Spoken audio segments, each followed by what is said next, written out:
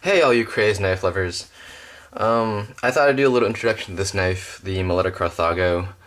A very long story to how I got this knife. There's the designer's name right there. Took about a month to get here since I ordered it because of international shipping and all. But yeah, this is actually the process of me getting this knife dates to a couple of years ago. Funny enough, as I've said, this is the designer's name is Molletta. He's also the designer of Nexus Knives, which was a series of knives originally designed for a group of explorers in Italy.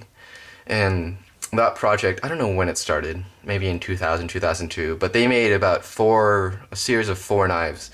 The most recent one that was completed this past year, this January, I believe, was the Nexus Centurion. And I was on the wait list for that. I never got it.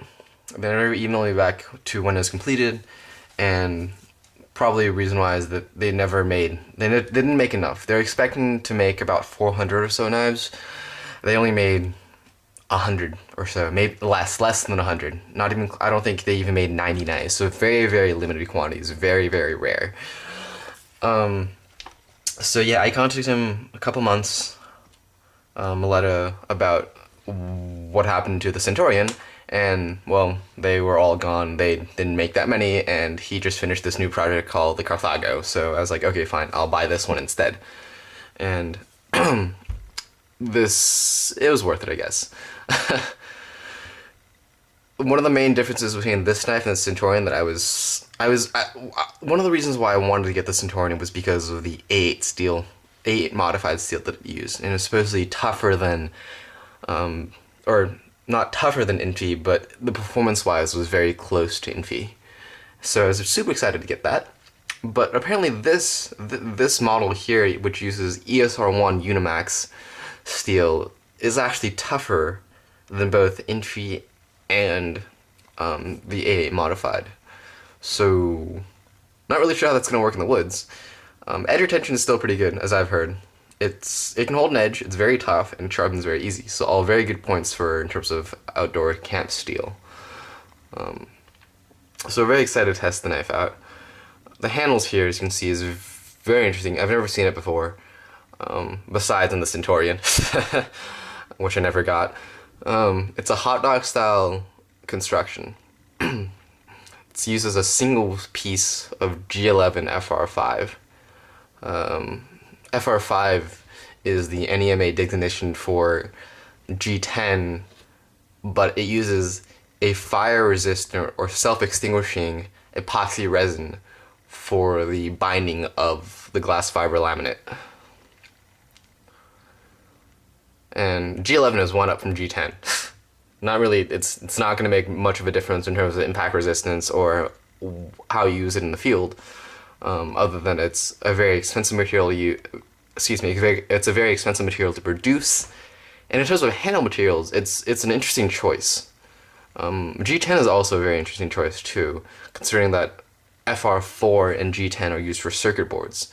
And yeah, but anyways, that's the knife there. Let me show you a good comparison to my all-time favorite, the Rottweiler.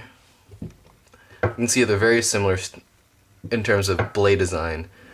Handles are obviously going to be different because different designers get that in frame. You can see the belly is got the same curve. This is obviously a clip point, or this is a clip point, excuse me, and this is a drop point. You got the two trolls here, and also this thumb ramp, which is fantastic. You might have seen these on the Bark River Bravo 1s, Bravo 2s, and the Bravo Necker. But this thumb ramp here is great because it provides an extra point of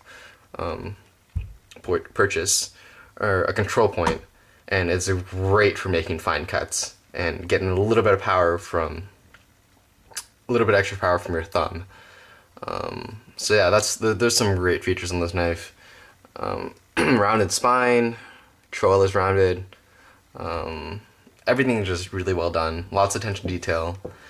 So yeah, when I get my sheath, I will definitely go out into the woods and do some testing.